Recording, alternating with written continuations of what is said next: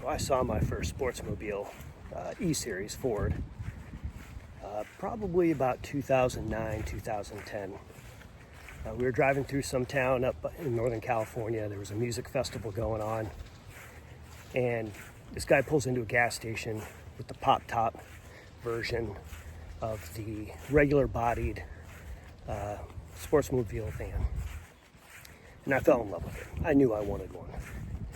But knowing how much they cost, we spent a lot of time looking for kind of just the right one. There were some must-haves, there were some must-I-don't-wants, and then there were a bunch of negotiables I could live with either way. And of course, the price had to be right. So we eventually settled on a 2012 extended body 4x4 Sportsmobile van. I didn't want the pop top, just for insulation issues. I really wanted the Atlas 4-wheel drive, but the one we ended up settling on had the Quigley, which was just as good for what we needed to run. And then there were a bunch of must-haves that Julie wanted. It had a wet bath, it had the double bed, which at the time for just her and I was perfect. And then the rest of them, and I did not want the 6-liter Ford diesel motor. Too many nightmare stories about those. So we ended up getting one with a V10. And it worked great for us. For the first 4 years we had it, it was absolutely awesome.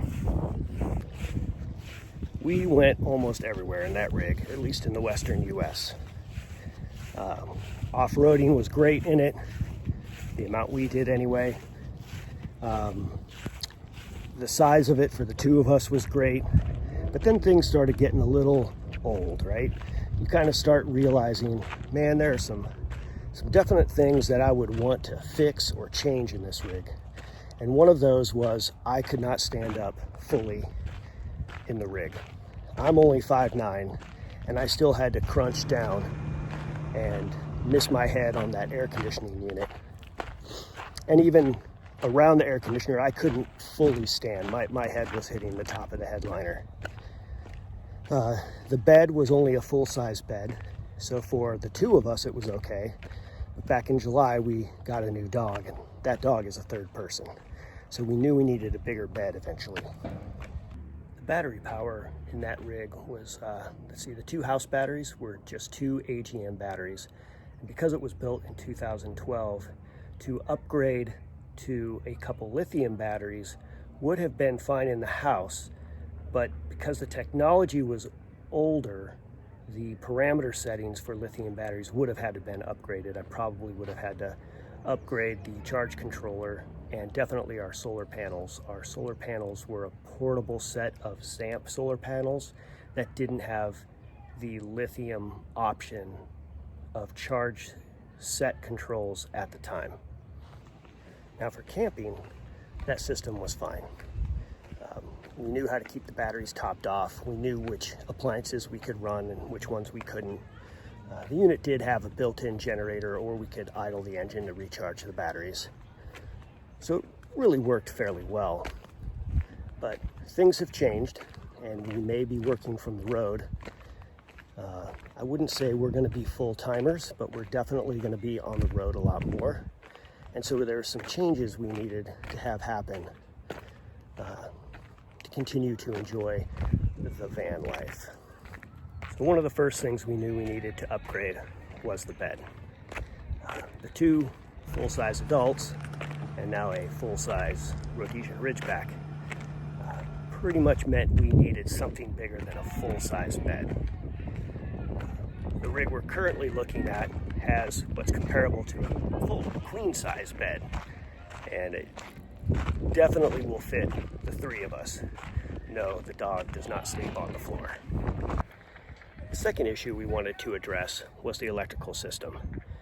We know we need a lithium-ion battery system, one with enough watt hours to run boondocking for quite a while And we're looking at that Volta 3 system, which seems to kind of fit the bill. I mean, it's 12,800 watt hours of energy.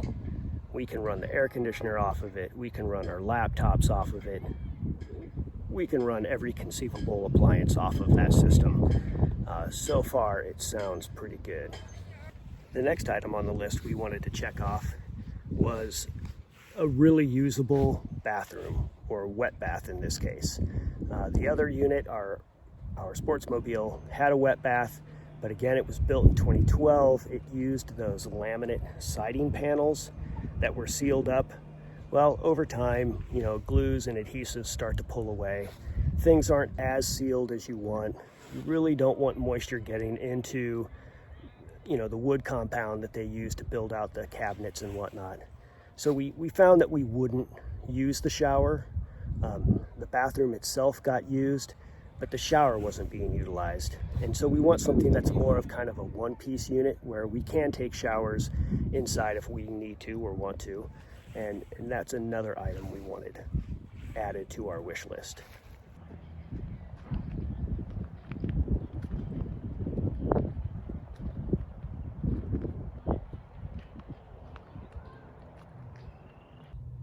The fourth item we wanted on our checklist was the gas mileage.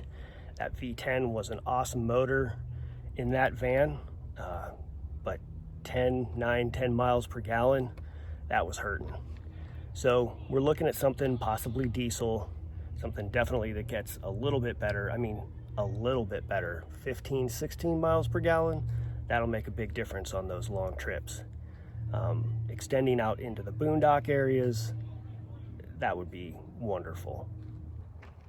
One of the last items we wanted addressed was the fact that I can't stand up in our Sportsmobile. So we are looking at a Mercedes-based platform, high top. I definitely can stand up in one of those. The rigs we're looking at have a larger wheelbase on them. We're not looking at the 144s like the Revels and whatnot. Those are awesome units, but the beds in the back are too small, even though I can stand up. The gas mileage would be a little bit better. We are looking at some that are based on the 170 wheelbase and the four-wheel drive still, so the 3500 XD. I know the gas mileage won't be as good as the 2500, but anything better than 9 miles per gallon is a plus in my book. So we have sold our Sportsmobile van. It is out there in the world now. It's no longer ours. But that means now we are on the hunt for our new van.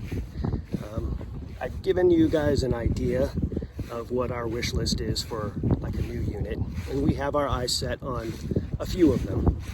If you guys have any suggestions, go ahead and just leave a comment in the comment section and we'll check them out, and hopefully our new video will show you what we've narrowed our search down to, and hopefully we'll make a decision here pretty quick.